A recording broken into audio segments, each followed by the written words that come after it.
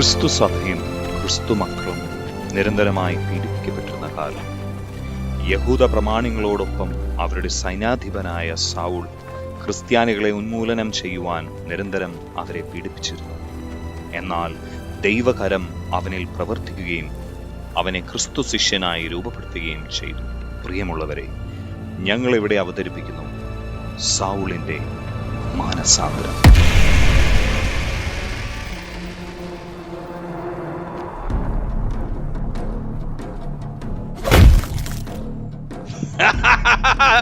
സ്തെഫാനോസ്,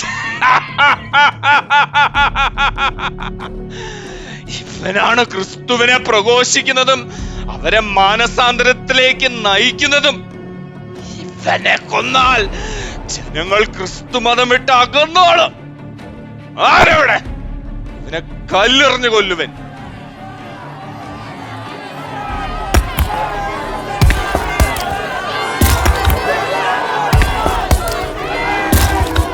ഇതാ സ്വർഗം തുറന്നിരിക്കുന്നതും മനുഷ്യപുത്രൻ ദൈവത്തിന്റെ വലത്തുഭാഗത്ത് നിൽക്കുന്നതും ഞാൻ കാണുന്നു. കർത്താവായ ഈശോയെ, എന്റെ ആത്മാവിനെ കൈക്കൊള്ളണമേ. ഈ പാപം അവരുടെ മേൽ ആരോപിക്കരുതേ.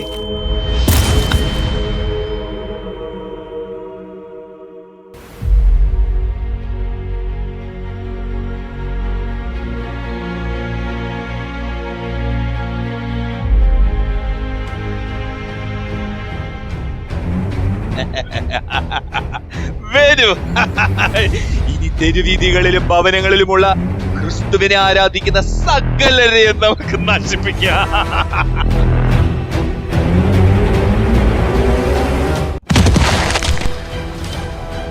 അവന്റെ ഒരു ക്രിസ്തു ആരാധന. ക്രിസ്തു മതം ഉപേക്ഷിച്ച എല്ലാവരും യഹൂദ മതം ചേരണം.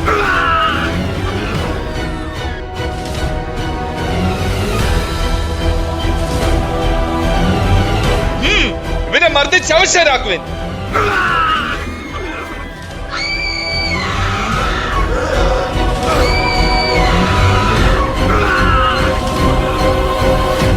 ഇല്ല, ഞങ്ങളെ കൊന്നാലും ഞങ്ങൾ ക്രിസ്തു മതം ഉപേക്ഷിക്കുകയില്ല. ഇവരെ പിടിച്ചു കെട്ടി ന്യായാധിപന്റെ മുന്നിൽ കൊണ്ടുപോകും.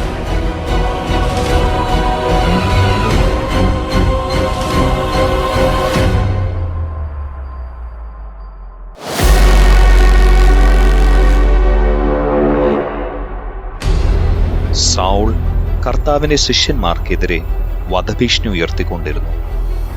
ദമാസ്കസിലെ ക്രിസ്തുമതം സ്വീകരിച്ച എല്ലാവരെയും ബന്ധനസ്ഥരാക്കി ജെറുസലേമിലേക്ക് കൊണ്ടുവരാനുള്ള അധികാരപത്രം പ്രധാന പുരോഹിതനിൽ നിന്നും വാങ്ങി സൗൾ ദമാസ്കസിലേക്ക് പുറപ്പെടുന്നു.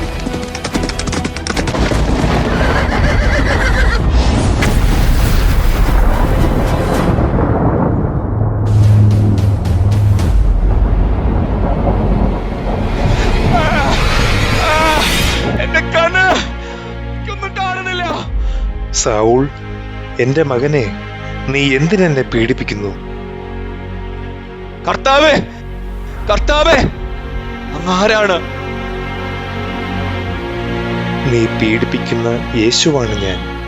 എഴുന്നേറ്റ് നഗരത്തിലേക്ക് പോകുക. നീ എന്താണ് ചെയ്യേണ്ടതെന്ന് അവിടെ വെച്ച് ഞാൻ അറിയിക്കും.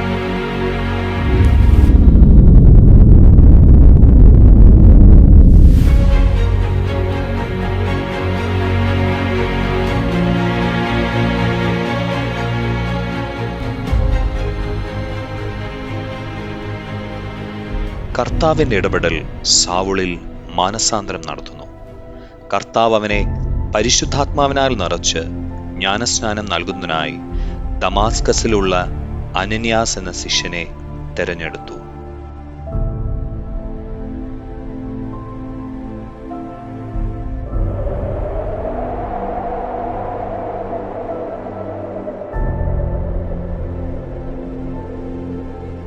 അനന്യാസ്, കർത്താവേ, ഇതാ ഞാൻ. നീ എഴുന്നേറ്റ് രജുവീതി എന്ന് വിളിക്കപ്പെടുന്ന തെരുവിൽ ചെന്ന് യൂദാസിന്റെ ഭവനത്തിൽ താർസോസ്കാരനായ സൗളിനെ അന്വേഷിക്കുക. അവനിതാ പ്രാർത്ഥിച്ചുകൊണ്ടിരിക്കുകയാണ്.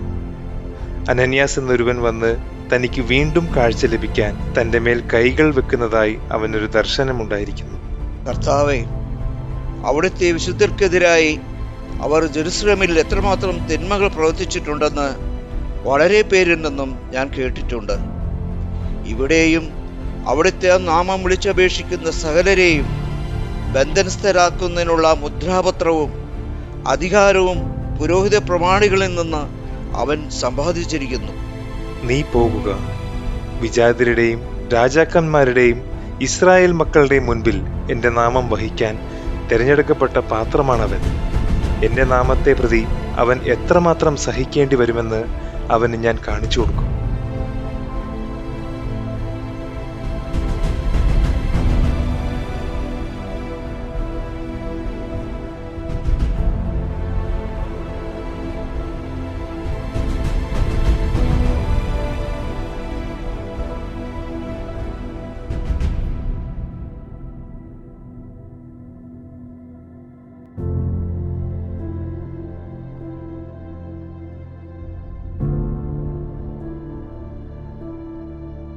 സഹോദരനായ സാവൂൽ, നിനക്ക് പ്രത്യക്ഷപ്പെട്ട കർത്താവായ യേശു നിനക്ക് വീണ്ടും കാഴ്ച ലഭിക്കുന്നതിനും നീ പരിശുദ്ധാത്മാവിനാൽ നിറയുന്നതിനും വേണ്ടി എന്നെ അയച്ചിരിക്കുന്നു.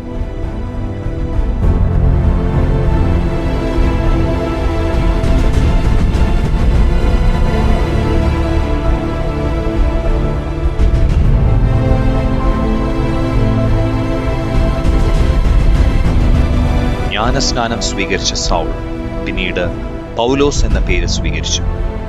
നാളിതുവരെ യേശുവിന്റെ ശിഷ്യന്മാർക്കെതിരെ വധഭീഷണി നടത്തിയിരുന്ന സൗൾ പിന്നീട് ശിഷ്യഗണത്തിൽ ചേരുകയും വിജാതിയരെ സുവിശേഷം അറിയിച്ച് വിശ്വാസത്തിൽ നിലനിർത്തുകയും രോഗികളെ സൗഖ്യപ്പെടുത്തുകയും അനേകരെ ശിഷ്യരാക്കുകയും ചെയ്തു. ക്രിസ്തു ശിഷ്യനായതിനു ശേഷം ആദ്യകാലങ്ങളിൽ ബർന്നബാസിനൊപ്പമാണ് സുവിശേഷം പ്രസംഗിക്കുവാൻ രാജ്യങ്ങളിൽ പോയിരുന്നത്. കുറെ നാളുകൾ കഴിഞ്ഞ് ബർന്നബാസിന് പകരം സീലാസിനെ തിരഞ്ഞെടുത്ത് ഒപ്പം കൂട്ടി. പിന്നീട് സീലാസുമായി രാജ്യങ്ങൾ തോറും ചുറ്റി നടന്ന് കർത്താവിനെ പ്രഘോഷിച്ചു. ഫിലിപ്പിയ രാജ്യത്ത് സുവിശേഷ വേലയ്ക്കായി വരുമ്പോൾ അവിടെ ഭാവി ഫലം പ്രവചിച്ച് യജമാന്മാർക്ക് വരുമാനമുണ്ടാക്കി കൊടുക്കുന്ന യുവതിയെ കാണുന്നു. ഈ മനുഷ്യൻ അത്യുന്നതനായ ദൈവത്തിന്റെ ദാസനാണ്. ഈ മനുഷ്യൻ അത്യുന്നതനായ ദൈവത്തിന്റെ ദാസനാണ്. ഈ മനുഷ്യൻ അത്യുന്നതനായ ദൈവത്തിന്റെ ദാസനാണ്. സാത്താനെ, അവളിൽ നിന്ന് പുറത്തു പോകുവാൻ യേശു ക്രിസ്തുവിന്റെ നാമത്തിൽ നിന്നോട് ഞാൻ ആജ്ഞാപിക്കുന്നു.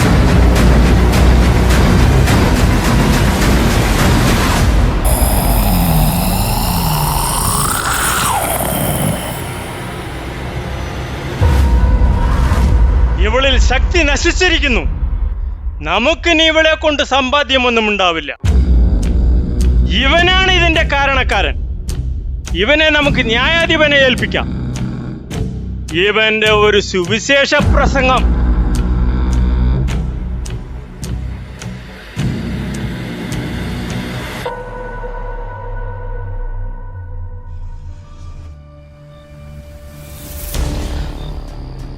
പൗലോസ് മൂലം ആദായമാർഗം നഷ്ടപ്പെട്ടെന്ന് മനസ്സിലായ അവളുടെ യജമാനനും കൂട്ടരും അവനെ പിടിച്ചുകെട്ടി യഹൂദ പ്രമാണികളുടെ മുൻപിൽ കൊണ്ടുവന്ന് പരാതി ബോധിപ്പിച്ച് കാരാഗ്രഹത്തിൽ അടയ്ക്കുന്നു.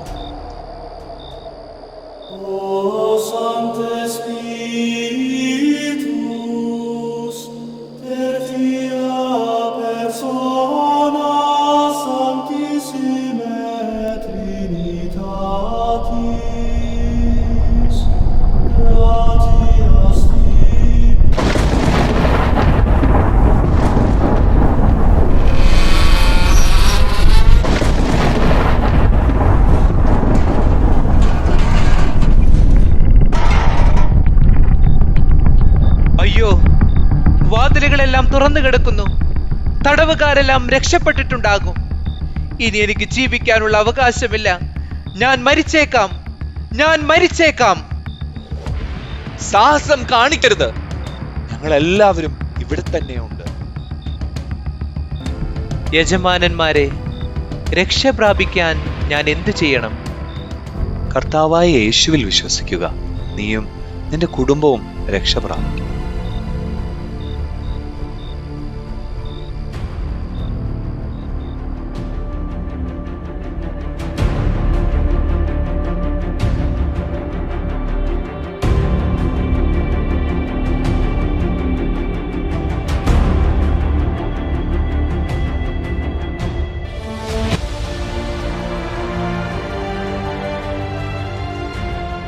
പൗലോസ് താൻ അനുഭവിച്ചറിഞ്ഞ് യേശു തന്നെയാണ് യഥാർത്ഥ ക്രിസ്തു എന്ന ബോധ്യം ലോകത്തിനു മുൻപിൽ സാക്ഷ്യപ്പെടുത്തിക്കൊണ്ട് രാജ്യങ്ങൾ തോറും ചുറ്റി സഞ്ചരിച്ച് സുവിശേഷം പ്രഘോഷിച്ചു.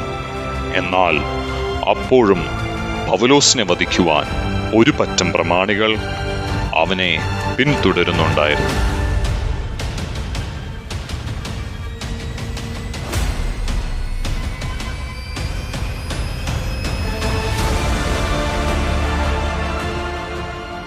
കർത്താവായ യേശുവേ, എൻ്റെ അവസാന ശ്വാസം വരെ അങ്ങേ പ്രഘോഷിക്കുവാൻ എനിക്ക് കൃപ തരണമേ. ഞാൻ അങ്ങേ പ്രതി മരിക്കുകയാണെങ്കിൽ എൻ്റെ ശരീരത്തിൽ നിന്നും വീഴുന്ന ഓരോ തുള്ളി രക്തവും ഈ പാപികളുടെ മാനസാന്തരത്തിന് കാരണമാകട്ടെ.